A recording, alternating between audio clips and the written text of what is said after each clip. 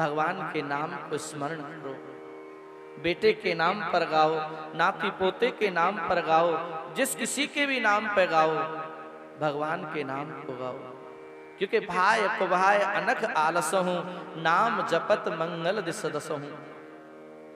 भाव से कुभाव से कैसे भी परमात्मा के नाम को गाओ, और भगवान का नाम कल्याण अवश्य करता है। जिस प्रकार से हम लोग खेत में अनाज बोते हैं ना, तो आप ये तो नहीं देखते ना कि ये उल्टा जा रहा है कि सीधा जा रहा है, आपको तो बोने से मतलब है, और उस बीज का स्वभाव है उंगना। उसी प्रकार से भगवान के नाम को उल्टा गाओ, सीधा गाओ, कैसे भी गाओ, भगवान का नाम असर अवश्य करता है, वो अपना प्रभाव दिखाता है। इसीलिए हरि का भजन यही जीवन का सार है। सुखदेव जी कहते हैं, परीक्षित, भगवान के नाम स्मरण करने मात्र से इसका कल्याण हुआ है। 49 प्रकार के मरुद गणों की कथा को सुनाए हैं। सुखदेव जी कहते हैं, परीक्षित, भगवान अपने भक्तों पर तो कृपा करते ही हैं, लेकिन जो भगवान से, देखिए भगवान से भक्ति करने के कई प्रकार हैं।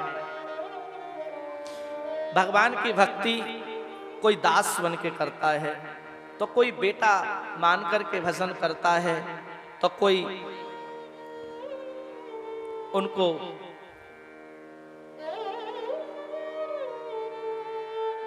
पुत्र भी मानता है, जैसे मैया यशोदा ने माना।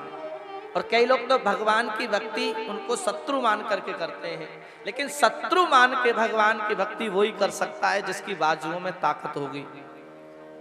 शिशुपाल, दंतवक्र, कंस, रावण, कुंभकर्ण, इन्होंने भी भक्ति की है परमात्मा को शत्रु मान करके,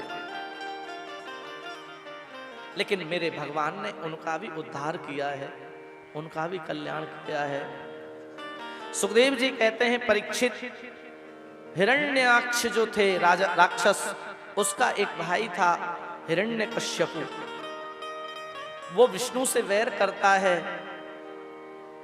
जब से भगवान ने हिरण्याक्ष का उद्धार किया है, तब से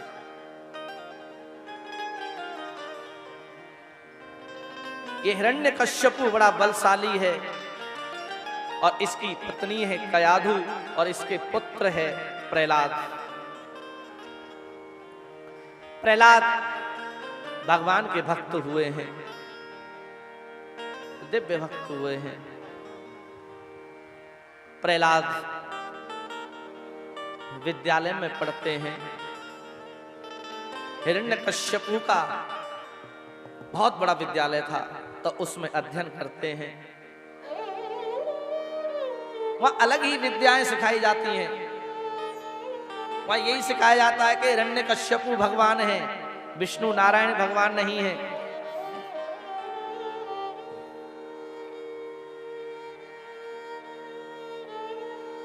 एक दिन महल में बैठे हुए हिरण्यकश्यपु ने अपने प्रहलाद को बुलाया, बेटे को, और पूछा, बेटा तुमने क्या शिक्षा प्राप्त की है विद्यालय में, आप मुझे सुनाओ। प्रहलाद जी ने कहा, पिताजी मैंने तो एक ही बात समझी है। सुखदेव जी कहते हैं, परीक्षित, प्रहलाद भगवत भक्त हैं, और इनके मन का कनेक्शन तो गोविंद के चरणों से जुड़ा है। प्रहलाद जी ने कहा, मैंने तो एक ही बात जानी है कि भगवान के चरणों में भक्ति करनी चाहिए और उनका भजन करना चाहिए। हिरण्यकश्यप क्रोधित हुआ कि ये क्या, मेरे बेटे को कैसी शिक्षा दी है। संड अमर्क गुरुजी को बुलाया और कहा, ये कैसी शिक्षा दी है, मेरा बेटा मेरे ही शत्रु नारायण के भजन का मुझे प्रेरणा देता है, अच्छे से पढ़ाओ। दोबारा पढ़ने के लिए भेजा है। फिर आए, फिर पूछा कि बताओ क्या आपने सीखा। फिर वही नारायण के नाम का कीर्तन, नारायण का भजन। एक बार जिसका मन कन्हैया से जुड़ जाए तो फिर वो टूटता नहीं है।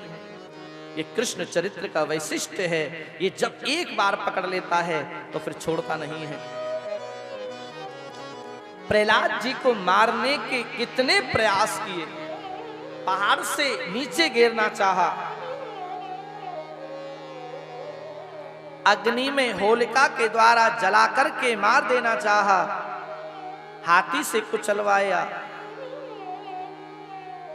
जेल में भूखा रखा, लेकिन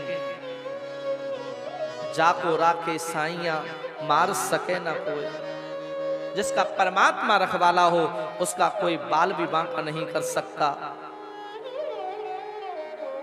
आज विद्यालय में बैठे हैं, हजारों असुरों के बालकों ने प्रहलाद को घेर लिया और कहा, भैया प्रहलाद तुम इतने जिद्दी क्यों हो, इतने हठी क्यों हो? अरे भजन ही करना है तो बुढ़ापे में कर लेना। हमें बड़ा कष्ट होता है, जलाया तुमको जाता है, जलन हमको होती है, भूखा तुम्हें रखा जाता है, तड़फन हमें होती है।